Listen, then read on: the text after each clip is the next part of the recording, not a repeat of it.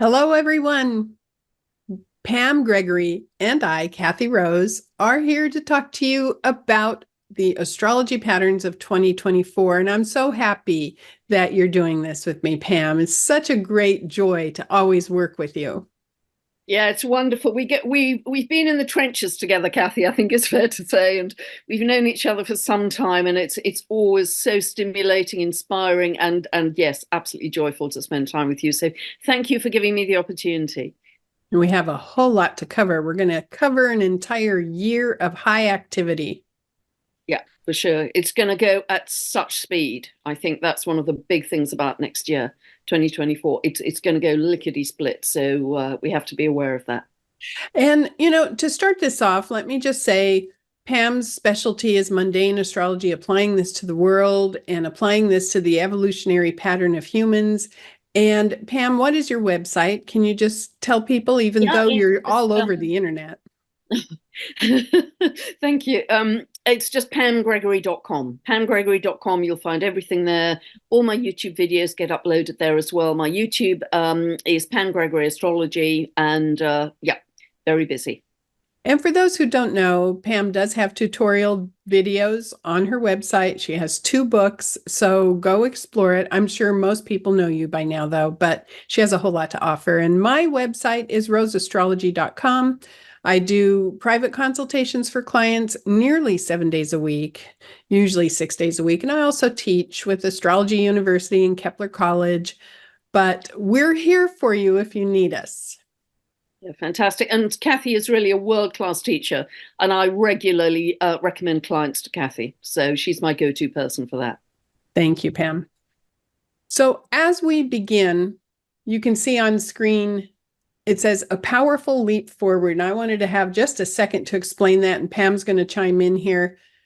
For people who are ready to evolve, ready to grow, when you make this kind of a leap, first, you make the decision you're going to do it.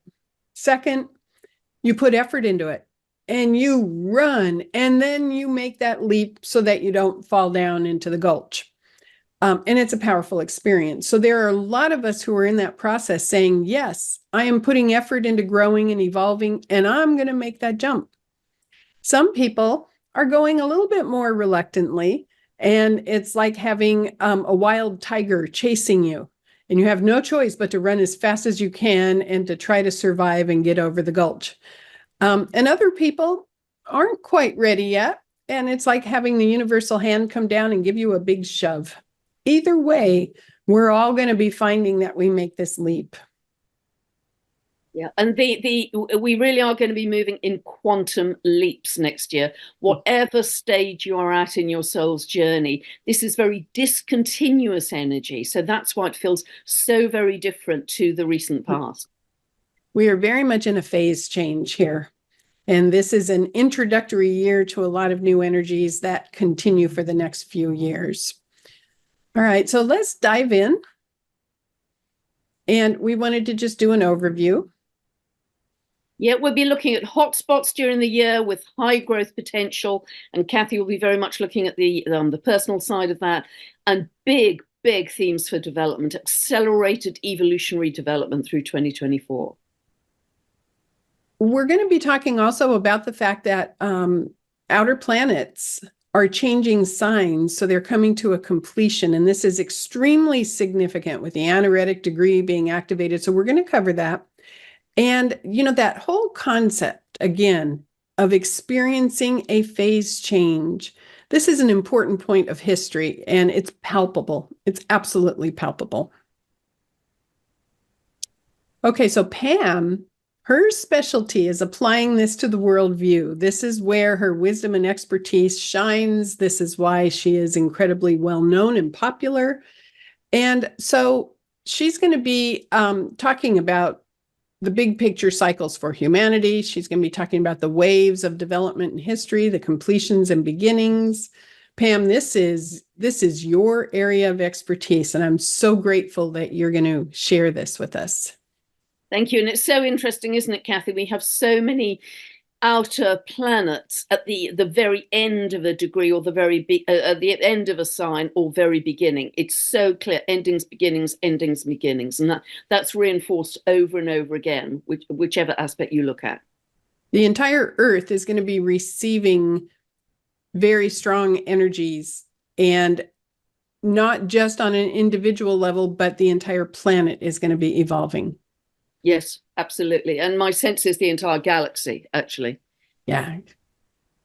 And then I'm going to focus on the personal view. I'll bring in what I like to focus on, which is how you take these hot spots, how you take these pockets of energy and integrate them into your own life, how it's going to affect your own attitude, how you can use these energies and be prepared for them. And again, I want to say here that I'm not a big fan of thinking that the planets have all the power.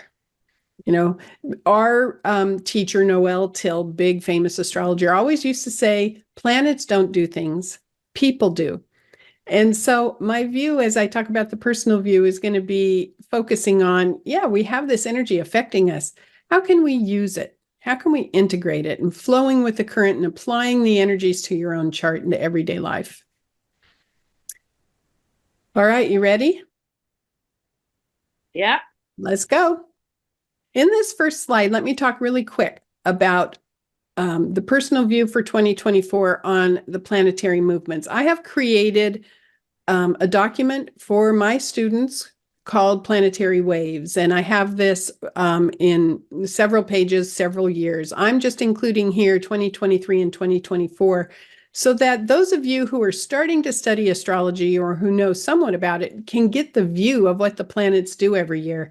Now, this is showing the movement of planets called the planetary wave pattern that goes forward, retrograde, forward, the active degrees every year that are going to be stimulated. So if you know your own chart and you have planets in these zones for 2024, you know that you're going to be activated quite a bit.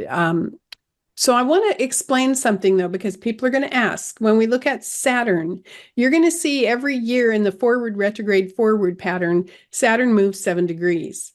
Now, if you look at 2023, you're going to see that in 23, it moved from 0 to 7 Pisces. That's forward, retrograde, forward. And that means that those degrees got hit 3 times by Saturn and a wave of development took place.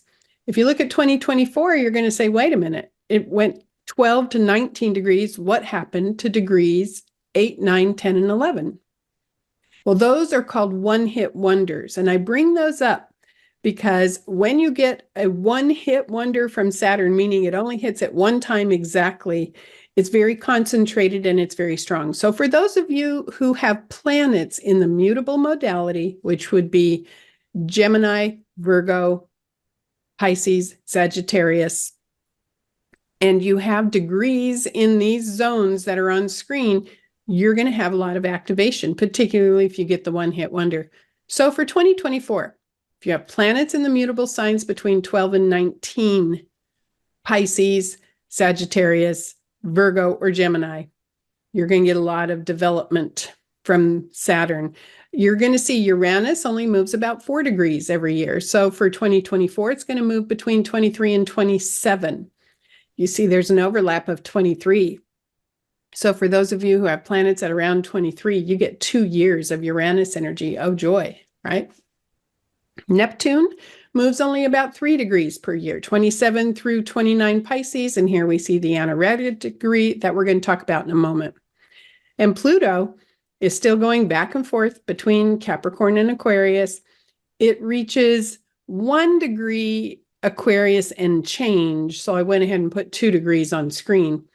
But those are the active degrees. And if you have planets in modalities, for example, for Uranus, if you have planets in a fixed modality between 23 and 27, and the fixed modality is Taurus, Leo, Scorpio, Aquarius, then you're going to receive these energies. So you have to be thinking of the modalities.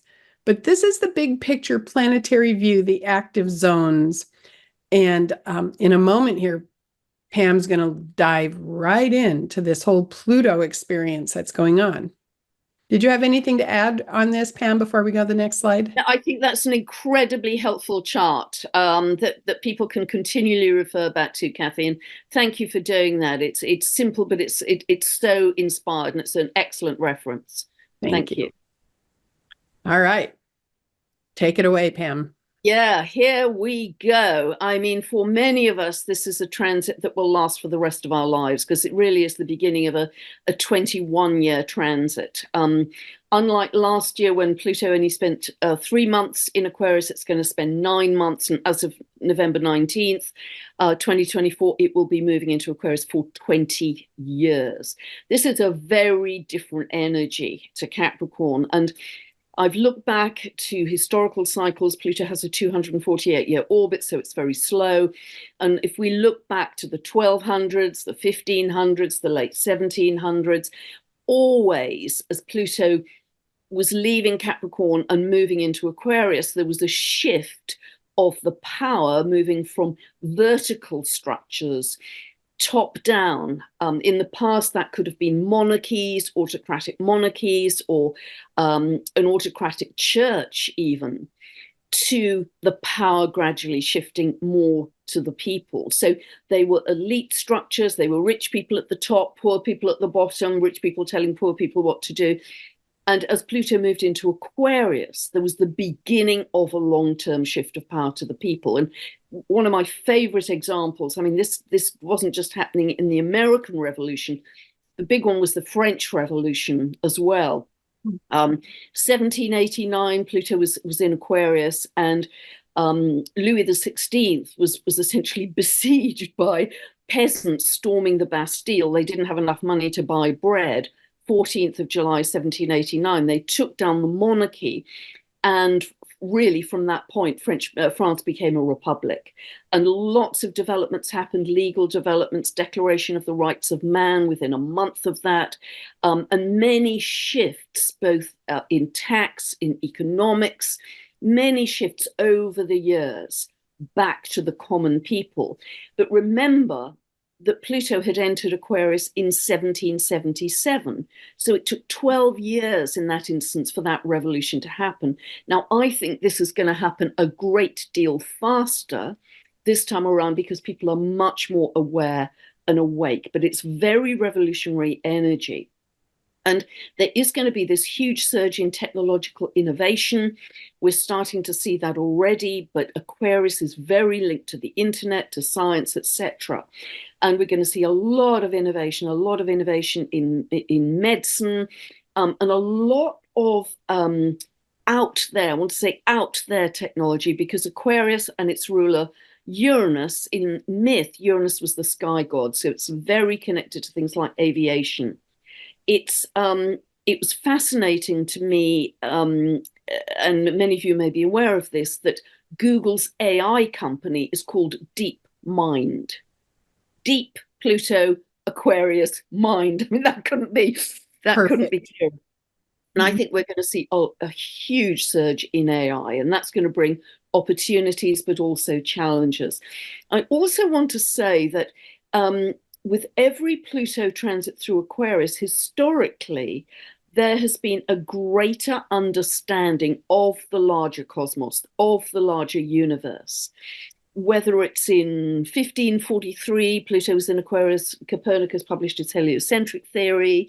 Whether it was in 1781, Pluto was in Aquarius, we had the discovery of Uranus by the telescope, which had been invented by Galileo earlier. But we can only see Saturn with the naked eye, and Uranus was beyond the naked eye, as it were. So every time we've had Pluto in Aquarius, there's been a greater understanding, visibility of the bigger cosmos. And we are going to get that this time, big time, I think, with travel, with space exploration, and with galactic contact too. The last ditch effort, if you like, of Pluto in Capricorn, it retrogrades back into Capricorn on the 2nd of September and is there until November 19th. And it is at the anaretic degree, that 29th degree of Capricorn, the whole of that period, for those kind of almost 3 months. And so that anaretic degree, any anaretic degree of a sign tends to express the more shadow side of a sign. So with Capricorn, top-down power and control, I think there will still be greater attempted power and control by the old order. But it's increasingly hollow because the Aquarius energy, the power of the people, is really gathering steam.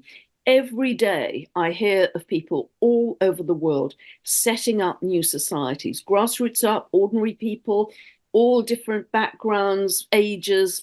It doesn't matter. They are coming together as humanity, buying land, growing food. I heard of another one this morning, a beautiful very old village in Italy that's going to be rebuilt as an eco village and a retreat. Please don't write to me because I don't know the details of the people or the location. But it's that kind of thing which is happening all over the world. And that's really going to gather steam this year and even more next year.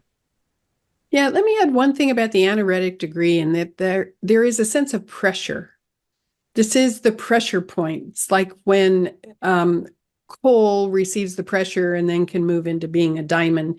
That pressure reveals vulnerabilities and it threatens the old order. And this is why, there's going to be a resurgence or an attempt to retain the old order, but it's not going to help.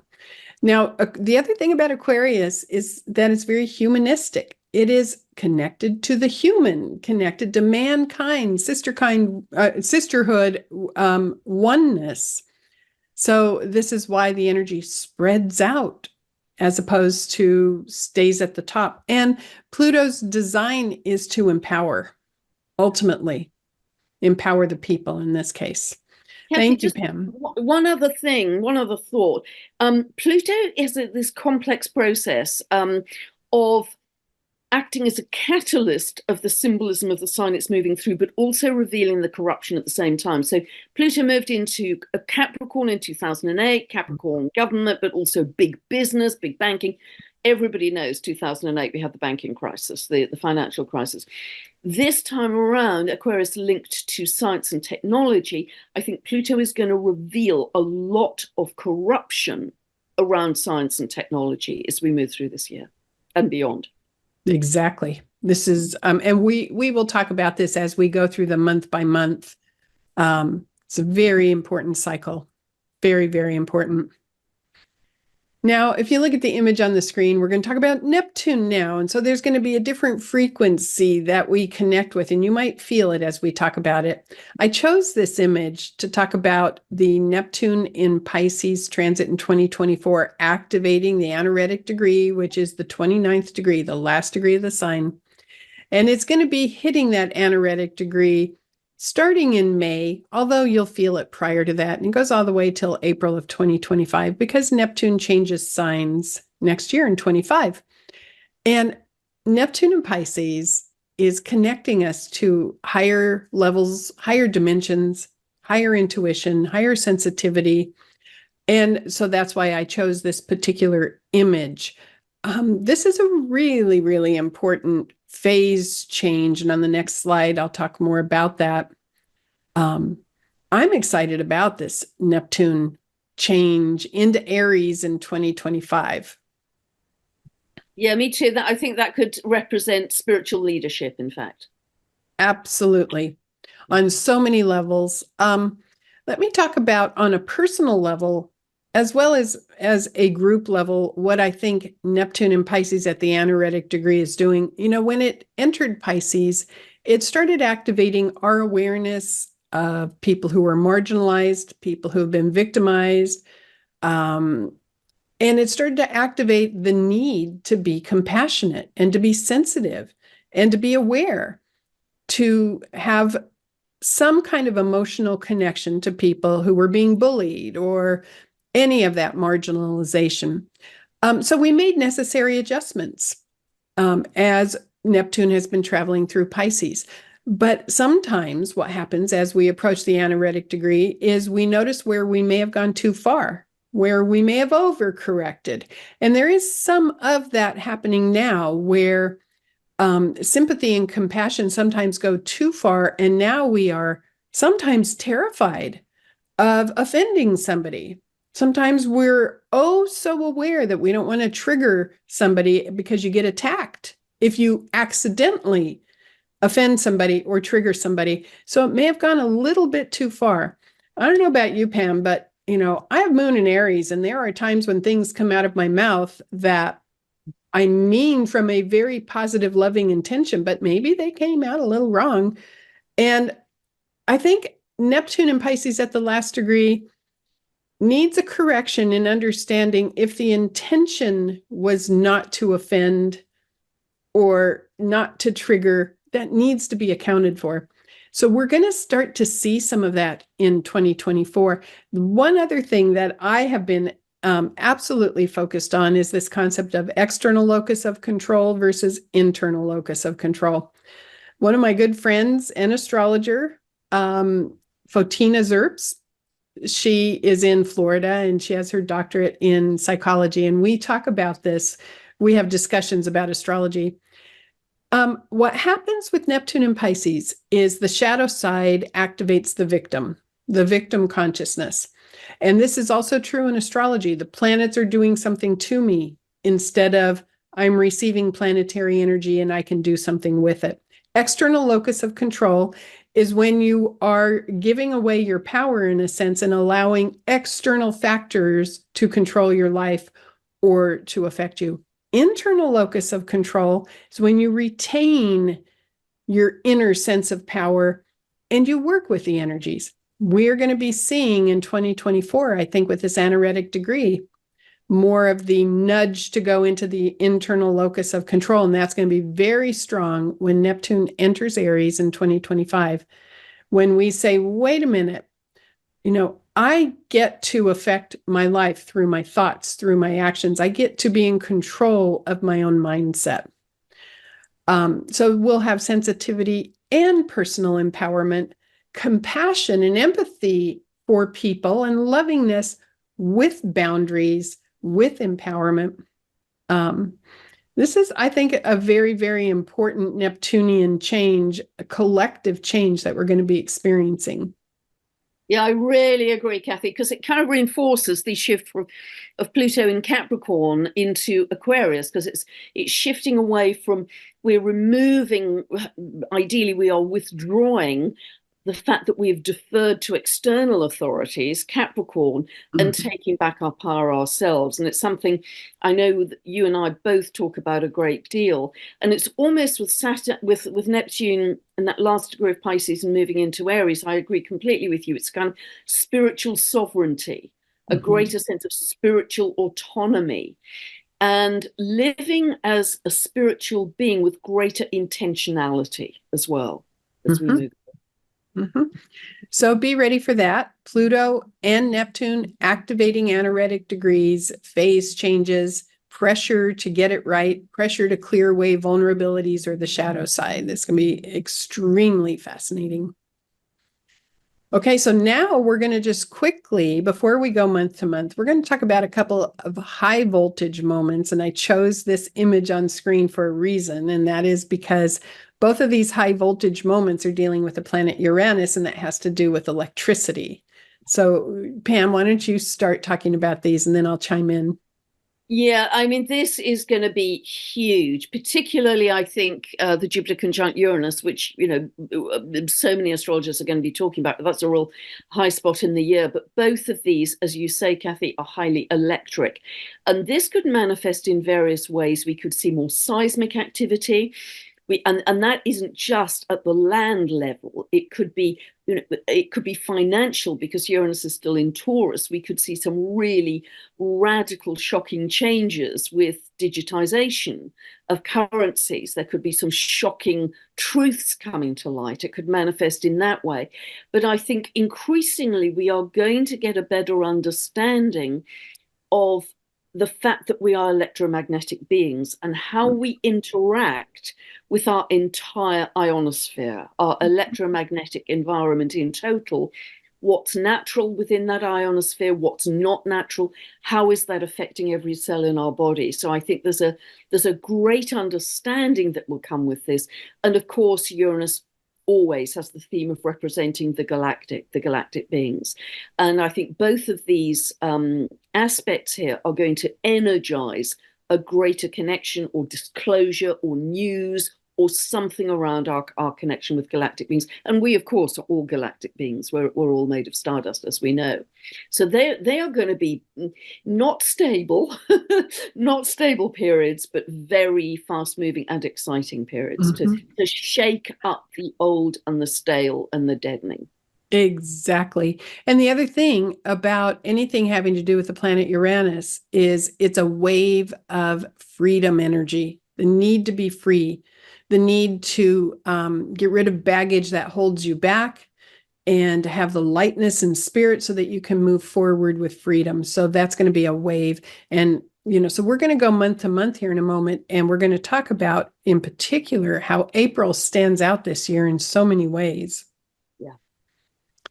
But with all those two Uranus aspects we talked about in March and April, it's important anytime we have that Uranus activation by either Mars or Jupiter, which is going to happen multiple times, it's important that we learn to connect with nature and connect with the now, because those high voltage electrical moments can leave you feeling buzzed and shaky and fractured.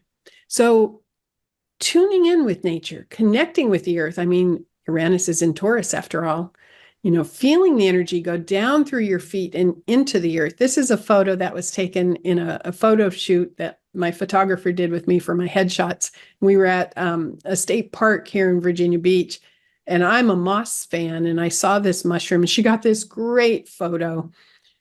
And I think it really illustrates within those moments, if you feel supercharged by the electricity of Uranus and Taurus, ground with nature, connect with the life force that is all around us, and it will help stabilize you. Yeah, I couldn't agree more, Kathy. And it's something that we both talk about so often. This is going to be a very buzzed up year because Pluto moving into Aquarius, an air sign, Jupiter, as we have here in May, moves into Gemini.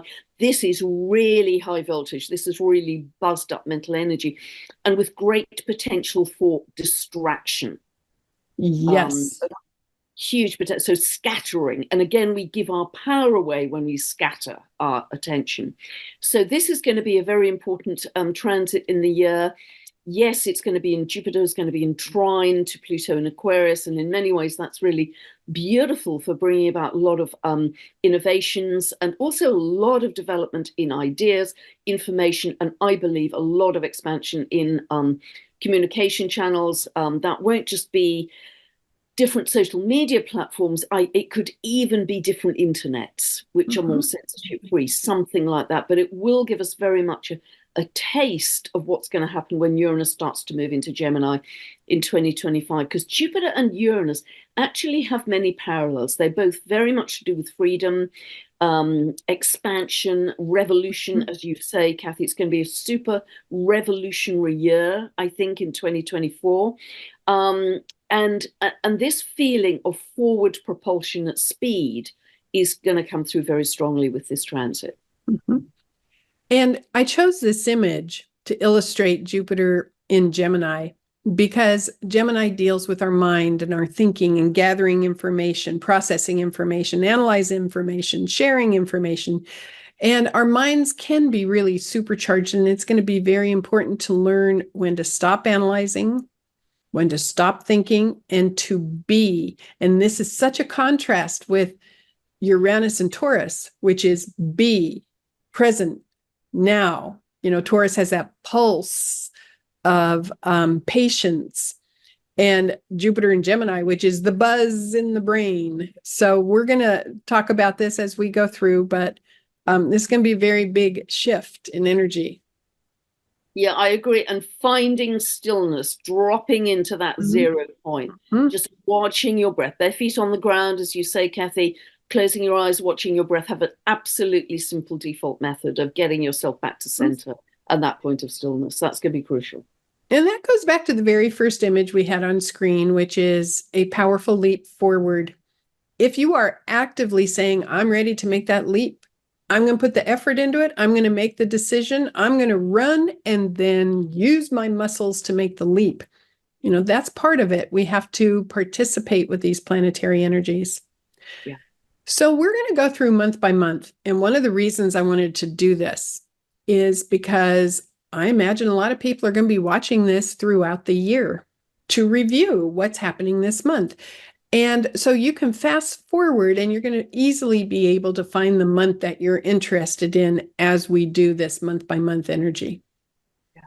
All right. So here we're going to time travel into 2024. And I'm going to start with this page because this is a concept I work with, which is when we have transits from Mercury, Venus, and Mars to our natal chart, particularly to our angles in the chart. The angles, by the way, would be the ascendant, the IC, which if you're using Placidus house cups, the IC would be the beginning of the fourth house, the descendant, which is opposite the ascendant, and then the midheaven, which is the zenith point. Those angles are the most powerful parts of the chart. In January, we get something interesting. We get Mars, Mercury, and Venus in the same sign. Mars enters January 4th. Mercury enters Capricorn January 13th. Venus enters Capricorn January 23rd. But it's going to be pop, pop, pop for people who have Capricorn angles. And it doesn't matter which angle you might have Capricorn on in your natal chart. You're going to receive a lot of triggers, a lot of activation. And I wanted to make you aware of this because we don't often get those three planets in the same sign in a month, but we're going to have it in January.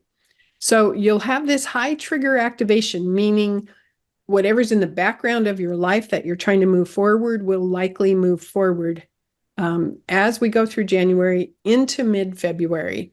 Okay, it's very important for your own personal chart. On the world view, let's talk about, I'll let you take this away, Pam, about the two big movement periods in January. Yeah, massive. You know, this second half of January, absolutely massive.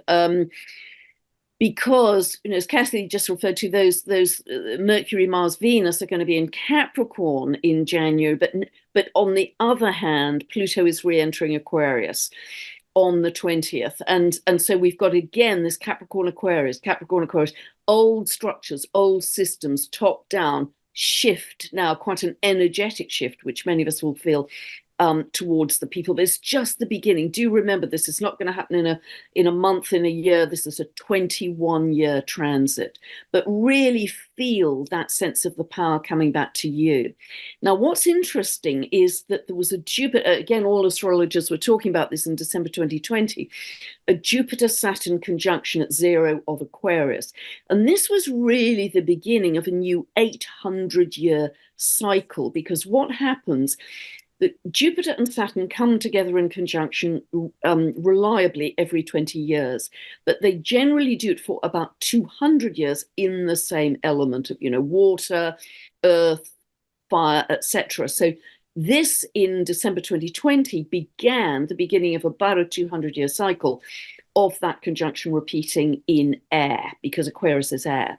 And this conjunction sort of sets up the background, the social, political, economic zeitgeist, if you like, for what's to come over about the next 200 years. Now, that's been a little subdued, perhaps, since December 2020, because Pluto's been squishing it slightly, if you like, in Capricorn. That is going to be re-energized. Pluto is the activator, the catalyst, where the power lies once it enters re-enters Aquarius on the 20th, and it re-enters with the sun. The sun Isn't that amazing that that particular day is the day Pluto re-enters Aquarius, the same day as the sun? I mean, there's a statement there. Yeah, power. This year is going to be about power. And so you and I, Kathy, very much alert people to where does your power lie. Bring it back to you. And then, you know, not only is Pluto re-entering Aquarius, but we also have Uranus moving stationary direct, the last planet in a row to move stationary direct. But whenever a planet becomes stationary in either direction, its symbolism is magnified. So this is going to be a highly electrified period. This, gosh, I barely have vocabulary for the second half of January, because I think a lot of truth is going to come to light. Yes, it's about freedom. Yes, it's about revolution. Yes, it's about shocks and surprises. It's going to be big. Humanitarian issues, yeah. Human rights, big time. Freedom, big time. This sets the stage for the rest of the year. Mm-hmm. On my YouTube channel, I have a video about the Jupiter-Saturn conjunction. I did that back when it was conjunct in December 2020. I think you have one also on your YouTube channel. One of the things I talked about when I was talking about Jupiter-Saturn conjunct is the fact that we are entering more awareness about how our thoughts and our words create our reality. This is the air sign component. And more awareness about how sound waves affect things. So what you say out loud, the words that you say help to shape your reality. And on a personal level, remember that in January. Say what you want, give energy to what you want. That's part of this whole Aquarian dynamic that's coming about.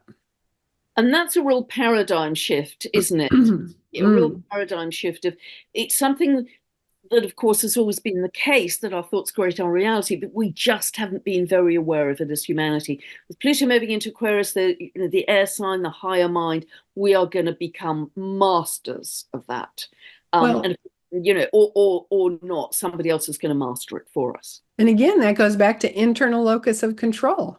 Yeah. I get to affect my reality by my own attitude, by the words, by my beliefs. It goes back to that. One last thing for February on the personal view on how to apply this in your own life.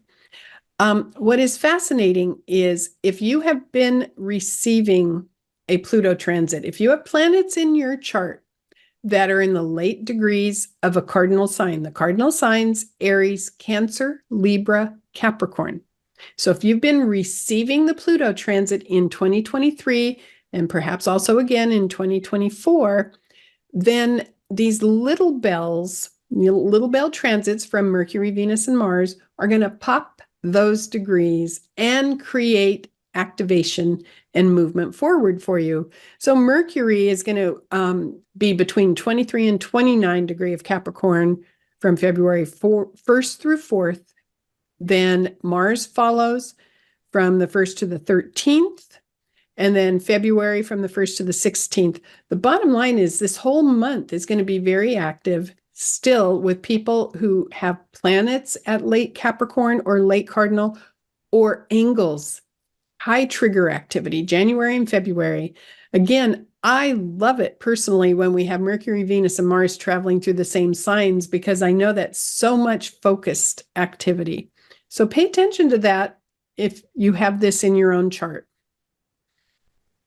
And then what takes place in February also, after these planets hit 29 Capricorn, of course, then they're going to go into Aquarius. And we need to talk about how that is going to be highly active, not only for us personally, but for the world, because they anchor and reinforce and activate these larger cycles. Mercury is going to conjunct Pluto on February 5th. Mars will conjunct Pluto February 14th. Venus conjuncts Pluto February 17th at 0 Aquarius. So two things. If you have planets in early Aquarius or angles in early Aquarius, you're going to get a lot of activation. But these are trigger moments, popping of energy, like kernels of popcorn in the microwave popcorn bag, that start to activate and pop and make a lot of noise. Pam, what are your thoughts on how this is going to activate that whole 0 Aquarius activation? Yeah, this is going to be amazing, because Mars in particular is the planet that activates and energizes. So this is going to really pour power into that more revolutionary energy of the people. I think we're going to see some big, big events happening, really very revolutionary, very much about freedom. And also, I always think of Mars as your individual power, the I am, your individual power, as I think of Pluto very much as a state power. governments, etc. So this could be, and it sets us up for really a big theme this year of the challenge of the individual versus the greater state. This is going to be, 2024, I think, is a gift that keeps on giving, because there is scarcely any let up in the energy as we move through this year. It's so concentrated. So the first 2 months of 2024 are very jazzy, a lot of activation, a lot of movement. You're going to need to breathe. You're going to need to be grounded. And then we're not done yet with talking about this, because we have to factor in there are no retrograde planets when we get into February and for a few months beyond. And the graphic I chose here with Mars conjunct Pluto, you see this whirling sort of spiritual energy, dimensional energy. Well, that's because it's in the air sign. This is a lot of momentum. Mars conjunct Pluto, forceful, dynamic energy, making a statement, with no retrograde planets. Everything's going to move forward very quickly. Yeah, and I think that there are no retrogrades until about May. So again, we have this feeling of speed and momentum together with Pluto and soon in May, Jupiter moving into Gemini. So there's a speed, there's a lightness, there's a quickness with this, but not necessarily a stability. So that's why you've got to find stability within yourself. Mars conjunct Pluto, I often think as a kind of might makes right aspect, very brutal sometimes and very forceful. So it's going to be, again, interesting, this clash between the people and the old order, shall we say. And again, this is very potentially seismic activity. I think we're going to see a lot of extreme Earth events this year for many, many reasons. The peak in the solar flare activity. As I understand it, the center of the Earth, the molten core of the Earth, is expanding. I think we're going to see a lot of changes inland as well. And I might pick up on that as we move through. But yeah, powerful period. Absolutely. Then when we get into March, now we start to get juicy again. And we referred to this earlier. We have the Mars square Uranus. It's going to be at 19 degrees. Mars will be in Aquarius, Uranus in Taurus. This happens on March 9th. And Pam talked about this earlier, potential seismic activity, technological innovation, but more than anything else, it is necessary disruption of the status quo. Mars and Uranus together can be a bit rebellious, can be standing up for your rights, but it's the freedom energy that's flowing. Yeah. And power outages, cyber attacks, that kind of thing. I think we'll see some genius inventions in technology. I think this could also be a time where there's a big step forward with cryptocurrencies, digital currencies, energizing Uranus in Taurus, money. So we're all aware of the moves towards a centralized digital currency system globally. Remember that Aquarius is decentralized. The direction of travel is decentralized. And I think we may even see ultimately microcurrencies in local areas. So please keep that in mind and use your discernment accordingly in how you react to the changes happening in the world. But yes, absolutely, this is a necessary disruption of the status quo. We might be seeing great innovation in food growing as well. I mean, there's some amazing things happening with people growing food on top of their roofs, and also people using warehouses where they've learnt for optimum plant and vegetable growth, they will use different colored LED lights that particular vegetable responds to most positively. And this kind of, the light Uranus, this kind of understanding of the light and the electromagnetic frequencies, I think will be another big theme in 2024. And to bring it back to the personal view again, I want to say you have to understand you're going to be receiving this very highly electric, jazzy energy. And you have to learn to breathe and to ground yourself and to stay calm and to form a positive perspective so that you can receive brilliant, innovative ideas personally in your own life.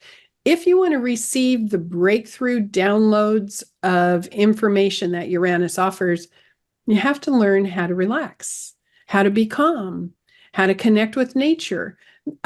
So as we go into March, be very aware of those skills. I call it spiritual technology, inner technology. Be very aware of activating inner technology so that you can stabilize.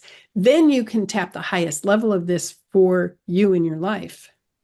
Yeah, really well said, Kathy. And just on that final point about necessary disruption of the status quo, it's interesting.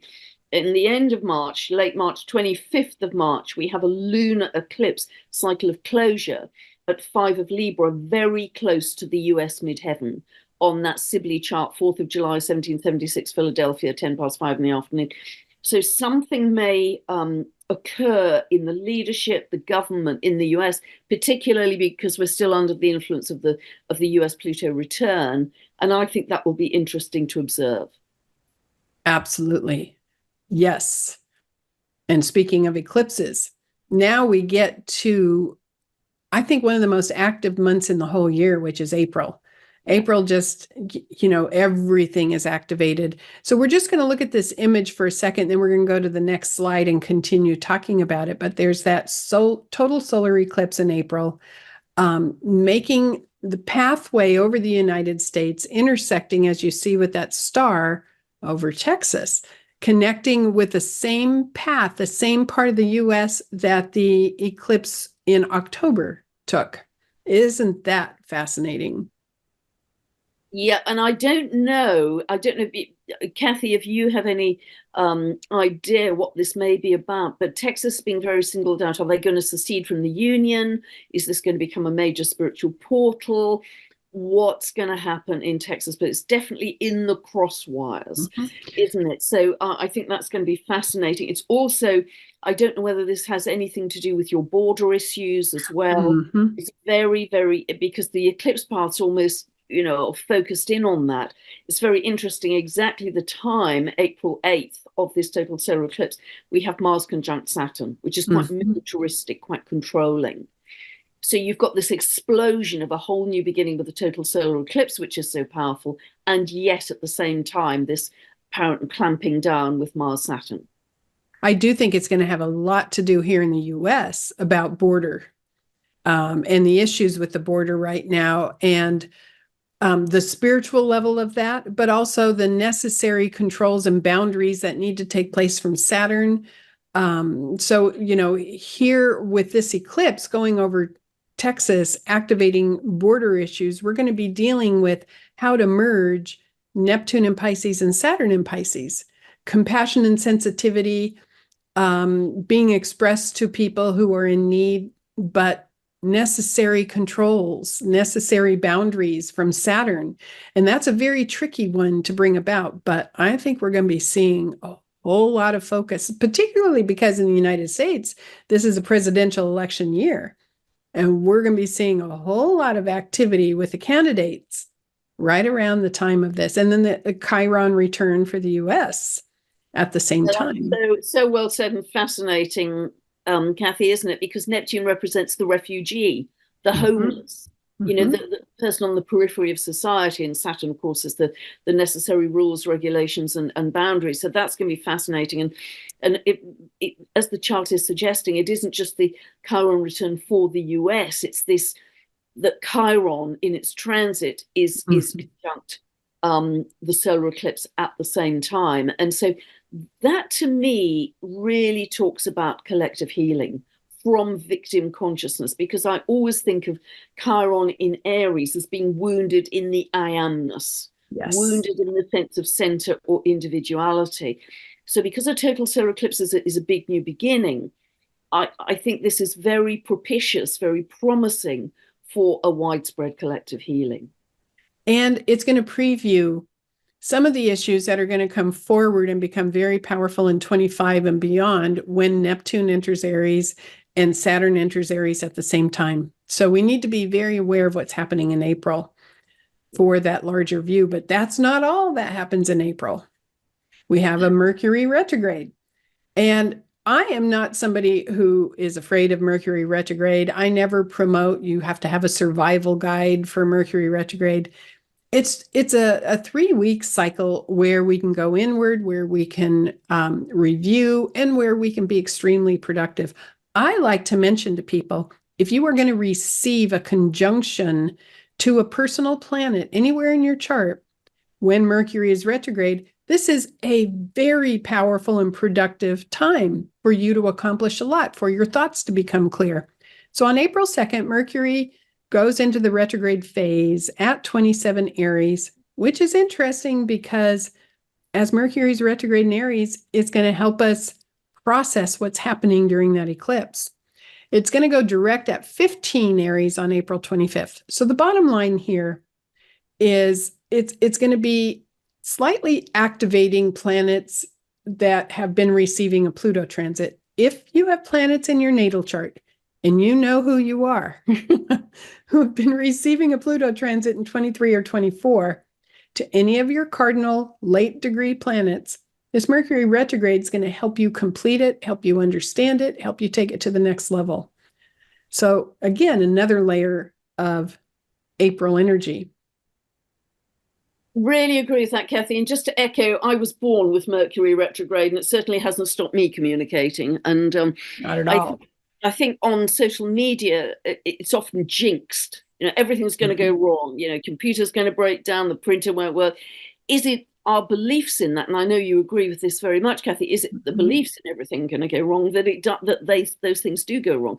I have always found retrograde periods for Mercury incredibly productive in my life.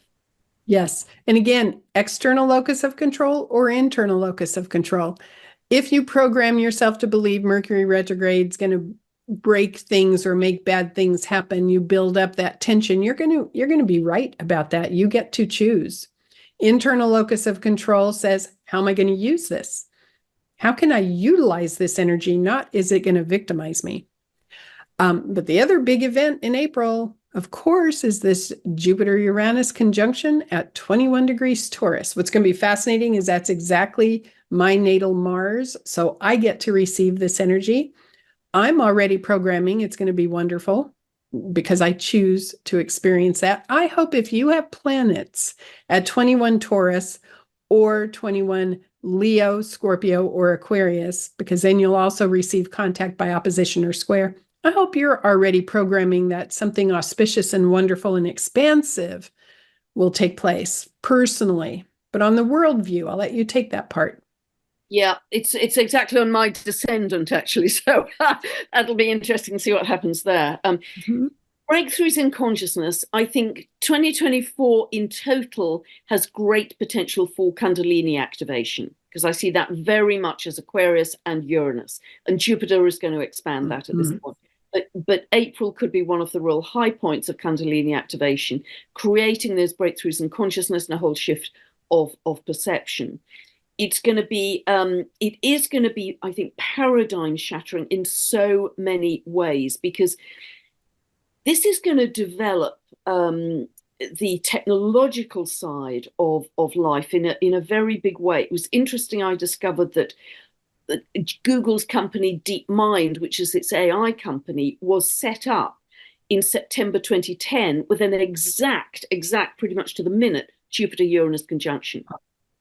If we go back to 2010, 2011, another Jupiter-Uranus conjunction, the Arab Spring. Think of all the revolutions that were happening during the Arab Spring. If we look at, for instance, 1983, there was a Jupiter-Uranus conjunction just before the first Apple Mac computer was launched. Very much about technology computerization. 1903, we have the very first flight by the Wright brothers. Jupiter-Uranus conjunction. July 1969, the moon landing, whatever you think about that, it was implanted in widespread consciousness that was a breakthrough, and it was paradigm shattering. So these kinds of things, the 14th of July, 1789, the storming of the Bastille, very tight Jupiter-Uranus conjunction. In Leo, the sign of monarchy, royalty, took down the monarchy.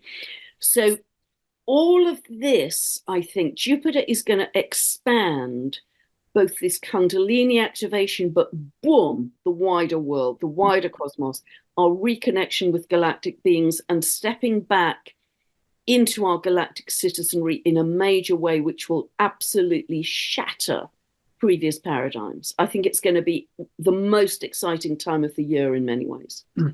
I agree. If you do not have planets that will receive this exact contact, please understand you're going to be feeling this energy, and it's going to be very important for you to be aware. Are you relaxed or are you tight? Are you resisting and trying to control, or are you surrendering into the flow and opening up to adventure and expansion? Your mindset will be very important in April, whether this exactly hits a planet in your chart or not. But it's going to be it's going to be so delicious and fun if you can shift your mindset into receiving it. Yeah, and Kathy, that's something I said right at the beginning of my themes for 2024. The way we enter 2024 is Yes. so important. Attitude makes a difference. Absolutely. And if you can't think of anything better, keep rolling that mantra around your head. I'm welcoming in an expanded consciousness of love, because that's what this is 2024. And the Uranus energy. And one other thing, real quick, we focus on the fact that that's happening on April 20th, but it's not just that one day. We're going to be feeling this as it builds in March. It peaks out in April. It's still in play in May. And then we have on May 13th, the Sun conjunct Uranus, which it's going to be an interesting time. Also, this is a time frame where you may be challenging tradition. You may be saying, I want to start a new way of doing things. I don't need to fit in with a group. I can be an individual. I can think for myself. I can challenge what the news is telling me. These are all things that are in play in March, April, May in particular. Yeah, and I think truth, revelation, shocks and surprises it's going to be rolling through the year, but this is another peak time for that. And I always think when Uranus is activated, it's highlighting something that we have already outgrown. Mm-hmm. There's a sense of needing to step into the new, needing to step into this whole new reality, which we barely had any perception of earlier, before 2024. Mm-hmm. So it's very exciting. Yes, Uranus demands that we move beyond stagnation and what is stale and what is comfortable. And it demands we get bigger and step outside of our comfort zone. Yeah. But there's more in May. We're going to have then on the 18th, right before the sun goes in, or right before Jupiter enters Gemini, the sun will conjunct Gemini. So first it makes the conjunction to Uranus and then Jupiter. Sun-Jupiter conjunction, May 18th. How wonderful is that? Get your mindset into view, think positive at this time, connect with nature because this is still in Taurus. And we may be seeing things in the news at that time too. Yeah, that's a really beautiful transit, I think. So our connection to nature is going to be so essential, as you so often say, Kathy, as we go through. Trust nature, trust the earth. That doesn't lie to you. And it will give you a lot of stability in what's an extremely high vibe year. Yeah, go hug a tree and connect with the root system that goes down into the earth. Yeah. Well, and then in May, this is when Jupiter enters Gemini on May 25th. And we talked about this already, but one of the things that I wanted to bring about is as Jupiter enters Gemini, and we talked about the air sign activation with Saturn and Jupiter having been conjunct in Aquarius and then Pluto reactivating it. And again, we talk about the potential for manifesting by using words, by belief systems, by creating energy through sound waves. So your awareness of thinking, connecting to manifesting, it's going to be so easy. But you do need to be responsible for what you say and what you think and what you believe, because this Gemini energy with Jupiter and Pluto and Aquarius is going to take it to the next level. One last thing, and then I'll turn it over to you, Pam. When Jupiter's in Gemini, Gemini is very much connected to our nervous system, as all air signs are. And Gemini could be very agitating to the nervous system. So you really are going to need to have techniques at your fingertips to soothe and calm your nervous system. And again, those 4 letters, STOP, the big stop sign in your mind that comes up to say, stop thinking and just breathe or go do something, because you can overcharge your analytical mind at this time. Yeah, 100% drop out of the head and into the body. Mhm. And the potential for distraction, I think, will be extremely high for Yes. the 12 months that Jupiter is in Gemini, because Gemini is mutable air. Mhm. And of course, Jupiter is going to be reinforced by that trine from Pluto. And so there are going to be so many exciting new ideas, opportunities. Look at this, look at this, look at this, look at this. But we're going to just be buzzed out if we just keep jumping from one thing to another. So just have a very strict discipline of bringing yourself back to breath, feet on the ground, whatever you do. But it is going to stimulate the mind enormously. It's going to be a massive period of innovation. But I think this real that Kathy's been talking about here is so true. Part of the paradigm shift is understanding our power as co-creators, which we've never truly understood in our lifetime, or maybe for many, many lifetimes. We've never really got how our emotions and thinking create our reality. We are going to get that big time in 2024, Mhm. and Jupiter and Gemini is part of that picture. The other thing I think is going to happen is it's going to change the paradigm somewhat in astrology too, and the Yeah. direction of astrology. Now, this is my own personal viewpoint. I don't want to offend anybody. However, this need, the feeling of prediction. The planets are in this position, so I am going to absolutely predict what's going to happen in your life. Gives the power to the planets. And this is going to shift it somewhat and say, how can I use astrology to grow and evolve and take charge of my life, not to surrender my life to the power of the planets? We're going to be seeing a lot of shifting in this in 24 and in 25, I think. I totally agree with that, Kathy. And also, just to mention in May, that Mars is in Aries all of May into early June. So that will add to this kind of buzzed up energy that we're going to be feeling through that month. The warrior energy, for Yeah. sure. So now we go into June. We're mid-year now already. And on June 2nd, we have a really beautiful Jupiter trine Pluto at 1 degree Gemini Aquarius. And, trines are very supportive. They're very easy. They're very flowing. And it's going to open up a lot. I'll turn it over to you, Pam.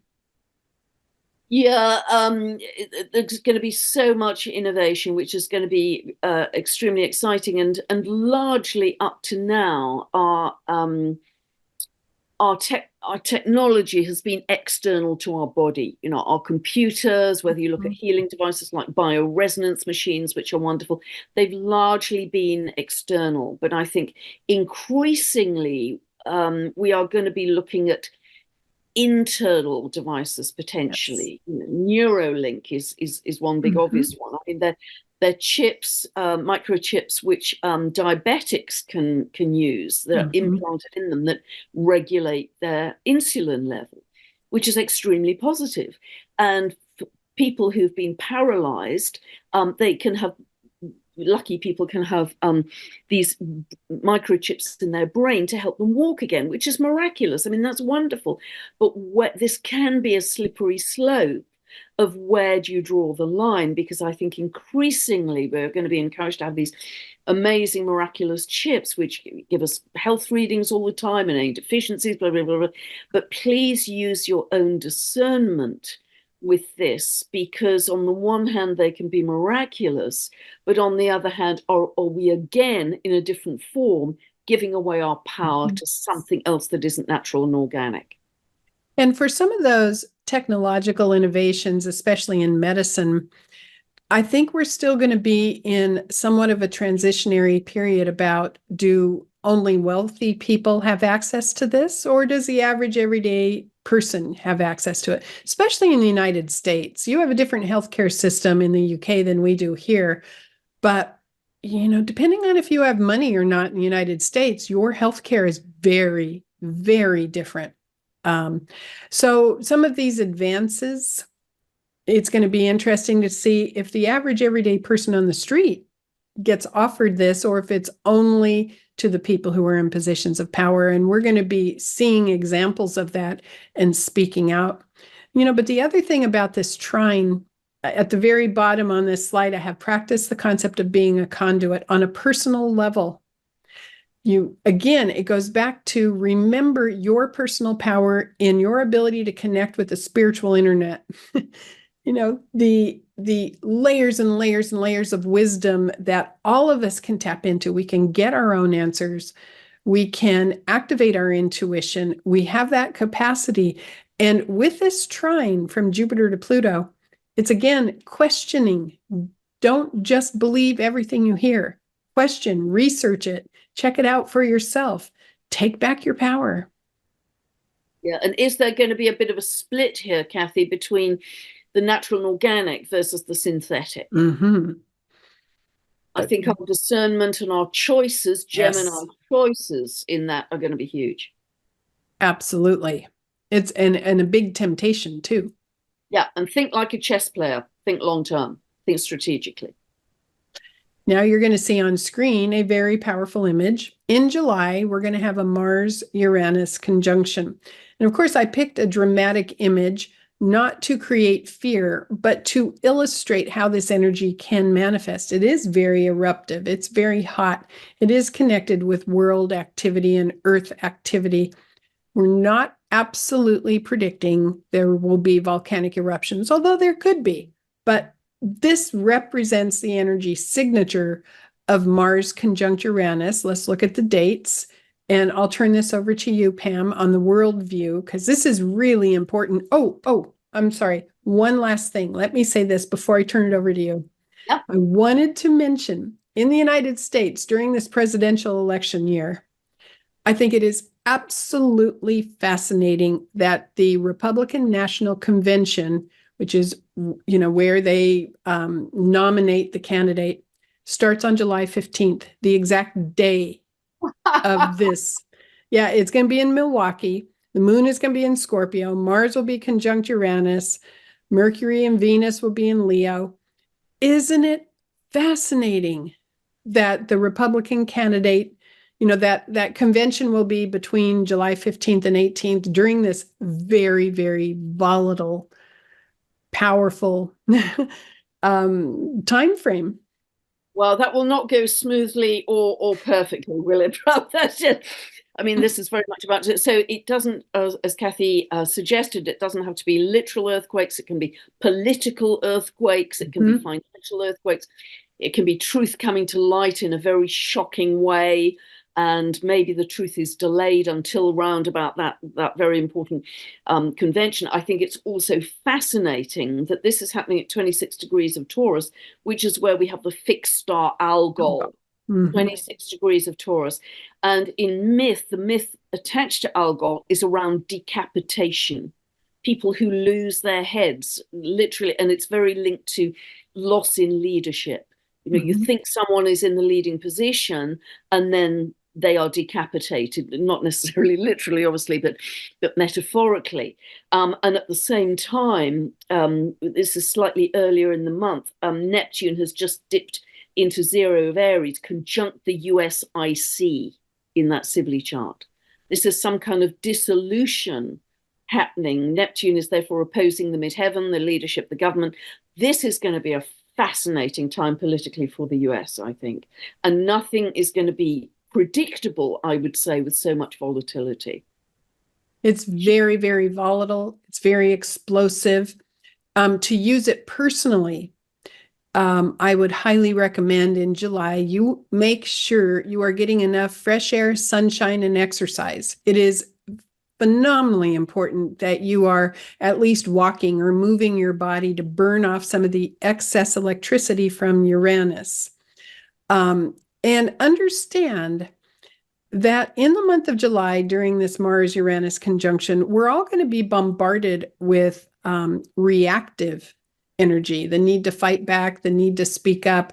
Some people might get cranky. Some people might be angry and volatile.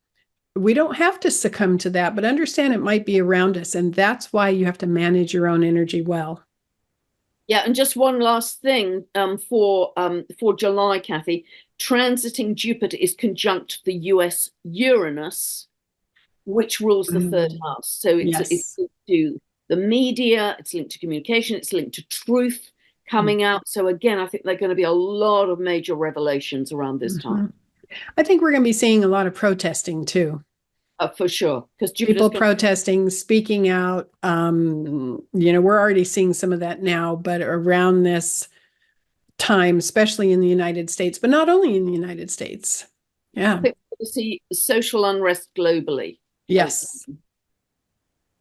Yeah. And then we move into August. Now I have to say here in August, we're going to have the Democratic National Convention. And on the next page, we're going to talk about the aspects. And it's so fascinating to me that both political national conventions here in the US are happening exactly when the energy is at a peak period.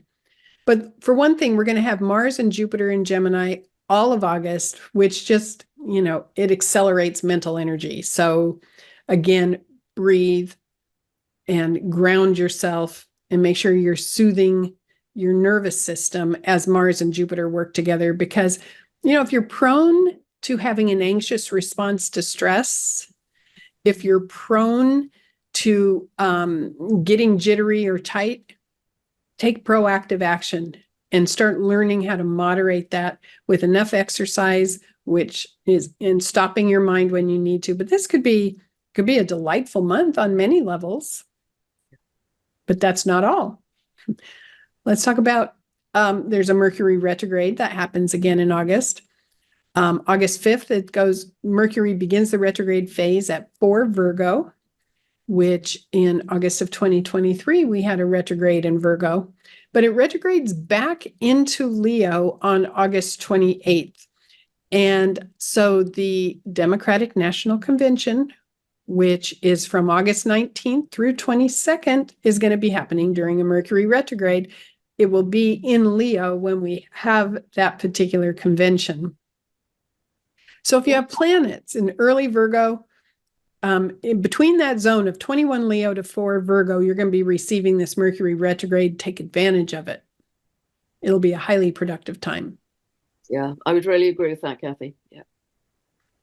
So the other thing in August is the big signature. And again, Democratic National Convention begins August 19th. Look what's on screen happening on August 19th. Jupiter will be square Saturn, Gemini, Pisces, and Mars is going to be very close. Mars will be in Gemini, activating this issue also at this time. So I'll let you explain this Jupiter square Saturn. Yeah, we mentioned earlier that on the 21st of December 2020, we had the conjunction of Jupiter and Saturn that really set up or initiated the 800-year cycle. And when any two planets come together in conjunction, it's like the seeding point. And then the testing point of whatever was initiated then is happening at the first square. So here we have the first square of Jupiter and Saturn. So it was okay. So whatever was initiated at the end of 2020 in terms of a new social zeitgeist being built, how far has that come? And how far have you come in helping to initiate that? I think those are going to be the questions. Looking back, how far and how much more can you do in 2024 as such a powerful year of change? Water, I think, is going to be huge. I think we are just at the beginning of understanding water as living consciousness. And the wisdom, Jupiter of water, Saturn in Pisces, linked to water. So I think that's going to be an accelerated time of making leaps in our understanding around the wisdom of water, the intelligence of water, the divinity, I want to say, of water, and how we are just water. We are living crystals, essentially. There's also this need to understand Saturn related to developing new habits and commitment to those habits. And so as we have this Jupiter square Saturn timeframe, it's going to be very important that you are committed to energizing certain foundational beliefs that you have. And I would highly recommend starting right now that you become aware of what are the foundational beliefs that you hold, that you energize, that help to create your reality. Choose them wisely. One of my foundational beliefs is I'm always at the right place at the right time, and everything works out for me easily. That doesn't guarantee every single time things work out easily, but I hold that belief, I energize it, and I do find out I'm at the right place at the right time over and over and over again. I have many other deep foundational beliefs that are core to my being that I actively energize as often as possible by saying them out loud. I'm saying this because in August, when we have this square, your commitment to your core foundational beliefs will pay off. They will pay off. Hopefully you have integrated them deeply. This is a really profound time. And by the way, there's a full moon in Aquarius that day, 27-degree Aquarius, which will be activating this on an even more powerful level because it's activating that air energy. Yeah. All right. Now we go into September. Very important month. Take it away, Pam. This is really the last gasp from September 2nd to November 20th of Pluto being back into Capricorn. And it won't re-enter Capricorn until its next cycle, and it's got a 248-year orbit. So this is why this is so important. So it's the last gasp of the old systems, the old world, the old top-down structure. And Pluto is actually, I think I mentioned this earlier, going to be at that 29 degrees, the anaretic degree, from September the 2nd through to November the 20th, over that whole period. So it's just kind of hanging on by a thread. So an analogy I've used in the past is, the theatre scenery is collapsing, and the actors are talking more and more loudly to kind of cover the fact the scenery is collapsing all around. So it's going to be louder but more hollow. And I think you're going to see more and more revolutionary power of the people challenges to the old world order, because this really is the last gasp of Pluto in Capricorn. And it feels like those games of they call Junker or Junker, where you've got kind of wooden blocks and you've built this size skyscraper, but somebody's pulling out the bottom blocks, and the whole edifice is teetering, and any moment it could crash. It's going to be an incredibly powerful period of shift between the old world and the new. Very revolutionary energy as well. And we also have a lunar eclipse, I think, Kathy, don't we, coming up? Yeah, I think that's one of the next pages. Yeah. Yeah. So that time frame as Pluto re-enters Capricorn, it's pressure. And if you have been receiving a Pluto transit to late degree Capricorn or any one of the cardinal planets, again, Aries, Cancer, Libra, or Capricorn, then this time frame from September 2nd to November 20th, this is a completion cycle. You're going to be feeling it palpably in your body when you integrate and start digesting all the changes that you need to make because of receiving the Pluto transit. So it's a final purge for people with late cardinal planets or angles.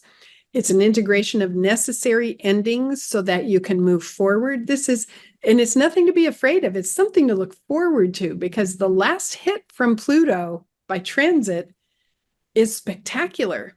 This is when it all comes together. Yeah, I very much agree with that.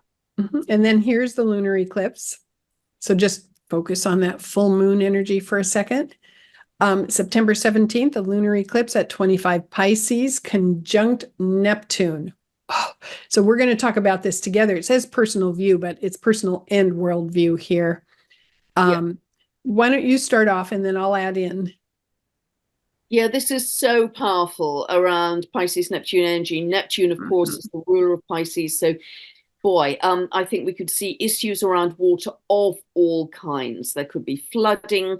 It could be literally water. It could be an overwhelm of emotion at this time, and it could open our hearts to compassion, I think, actually. But toxicity is very linked to Neptune. So toxicity in water, toxicity linked to medicines, Neptune, toxicity linked to the media, Neptune, toxicity, the whole thing around a veil of illusion, Neptune, I think, could be very strong around this time, with a lot of deception being revealed. Neptune has a lot to do with sleight of hand and secrets, and things not being quite as they seem. But certainly, on the other hand, I think, and Kathy will talk about this more, the potential for spiritual connection and shifts in perception of your reality are exquisite, absolutely fine and exquisite at this time. One of the most important things that I feel like I'm connected to for my own life purpose is to teach people how to activate their own intuition, to teach people how to open and receive and be able to go to the universe to get your answers. We all have that potential. This lunar eclipse in Pisces conjunct Neptune is an incredible pivot point to say, yes, I can do that. Just give me the inner technology so I know how to access it. So the powerful sensitivity and spiritual connection, the ability to activate higher levels of your soul and your intuition will be very important. Back in 2011, I did a 3 DVD set called Activate Your Intuition, which was an educational series. And then I sold all the DVDs, and I thought, then we lost the media on our computer system. So I thought, darn, that whole teaching device is down the drain unless we reshoot it. Well, in our last move, I found one last set of DVDs. So I'm going to be converting that from video to audio, and I'm going to be making that available as a teaching device on my website, because I think it is so important that people learn the skill of activating their intuition, of knowing how to do it so that you can be free, so that you can get your own answers. This eclipse taking place at 25 Pisces is just going to blast that wide open. So be watching for that and take charge. You are not a victim to having to get information only from the news or being told what to believe. You have the capacity to check it out for yourself directly from the divine. Kathy is a wonderful teacher with all this kind of thing, and I think this will also expose our victimhood from the past, big time. Yes, 100%. And to help us find balance, because remember, Saturn is transiting in Neptune or in Pisces, trying to do that, trying to balance all of this. So September is a big month on many levels. And then we have another eclipse coming up in October. I chose this image simply because it's an eclipse in Libra, and Libra about relationship and partnership and people. So October 2nd, solar eclipse at 10 Libra conjunct Mercury. So an eclipse conjunct Mercury is always pretty interesting, especially in an air sign. So why don't you go ahead and describe this?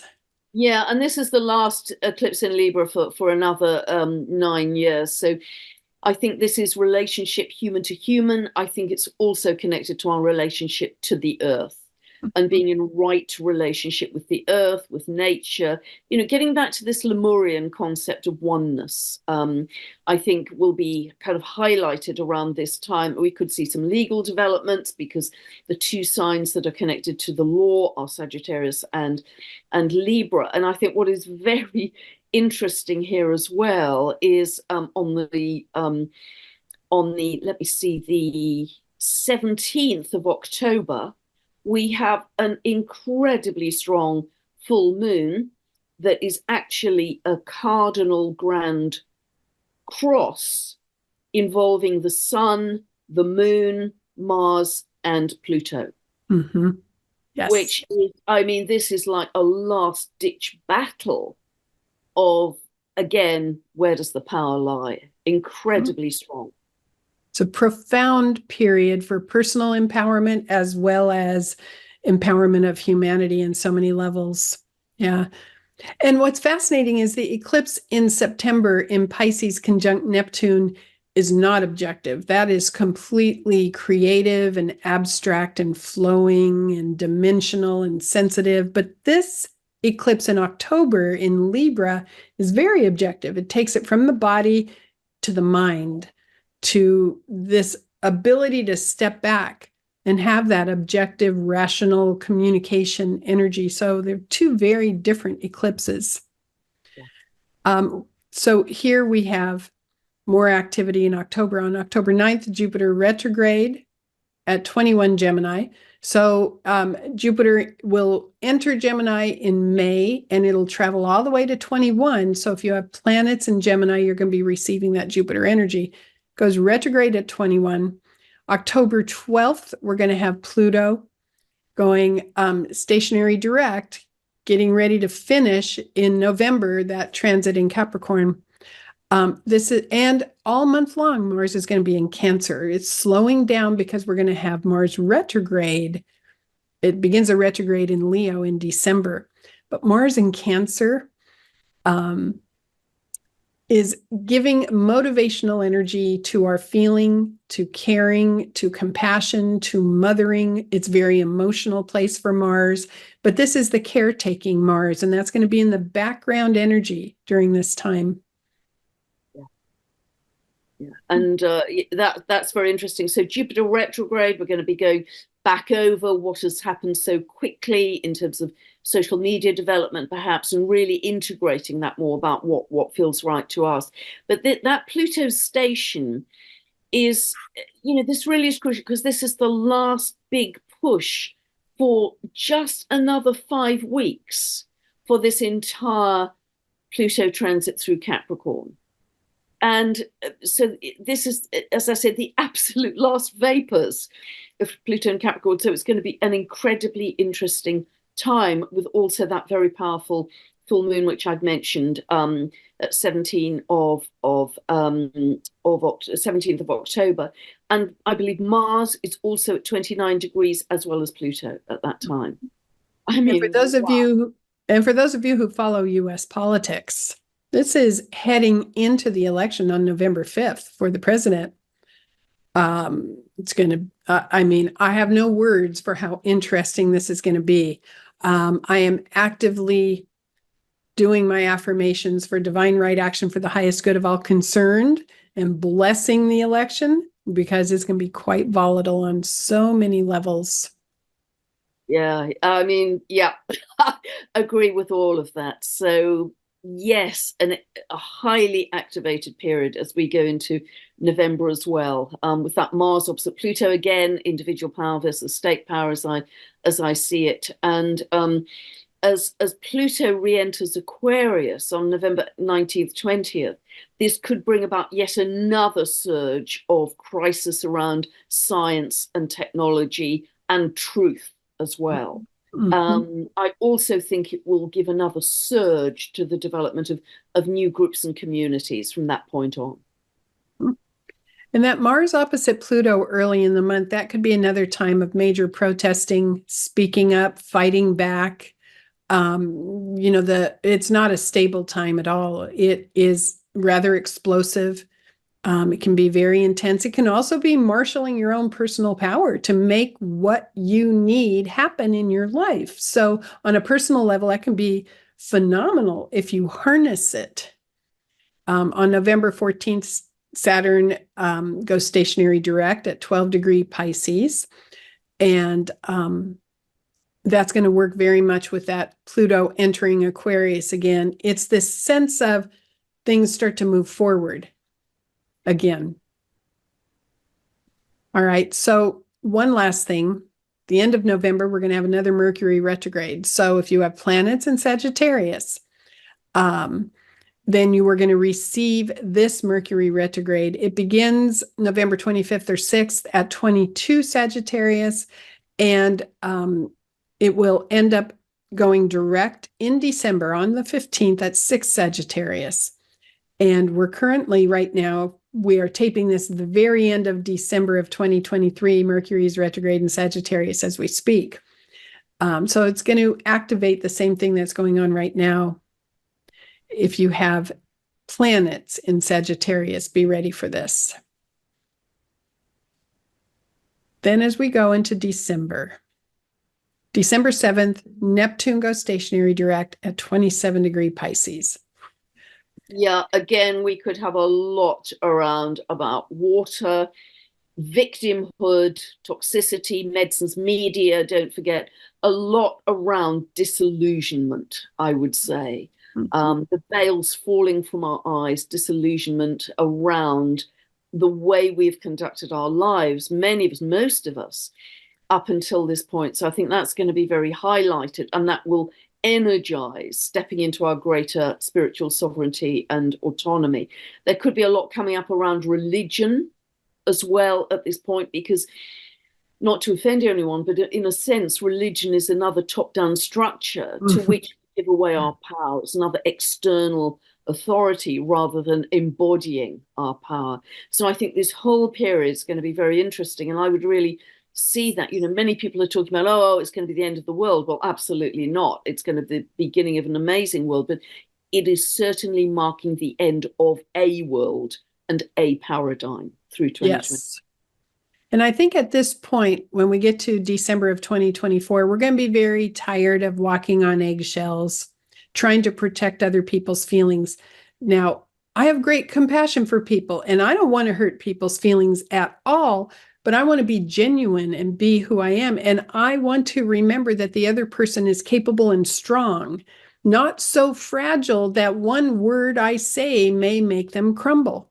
That I want to remember they are strong and capable and powerful people. And I think when we get to the end of 2024, we're going to be wanting to feel that and not having to be ultra careful about how we express ourselves.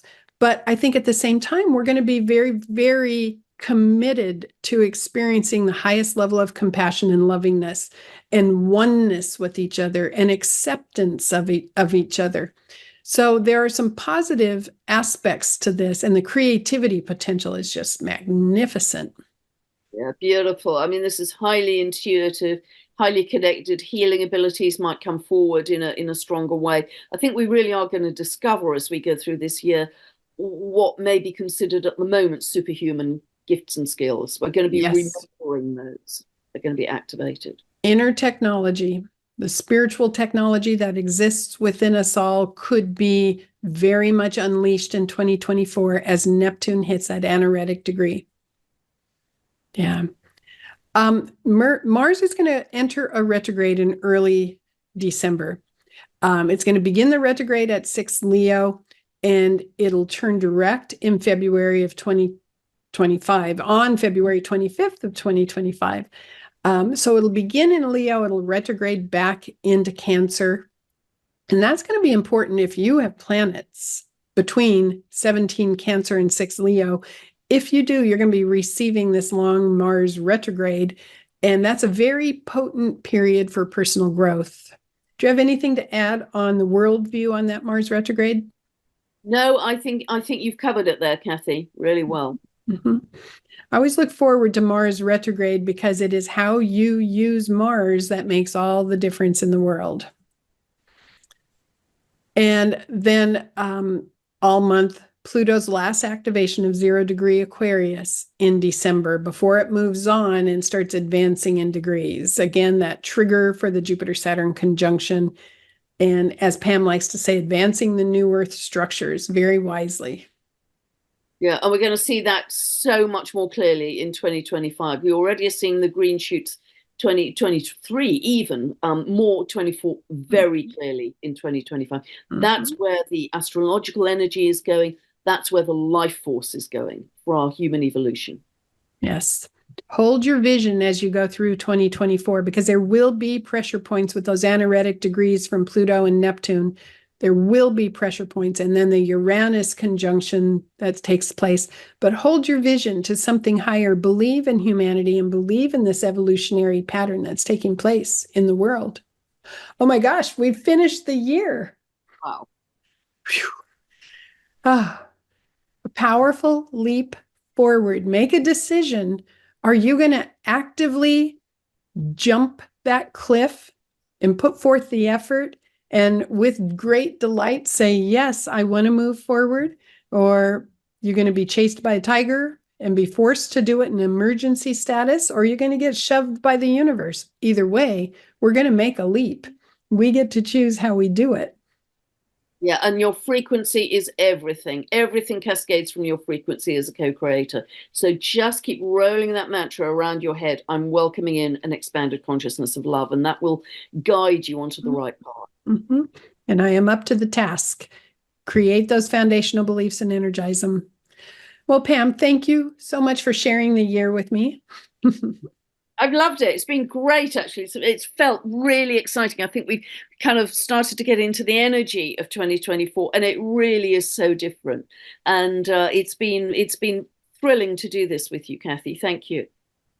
All right. So bye, everyone. And I look forward to seeing you as we go through the year in all the videos that Pam offers and the videos that I offer, and many, many blessings being sent out. Lots of love, everyone. Bye. Bye-bye.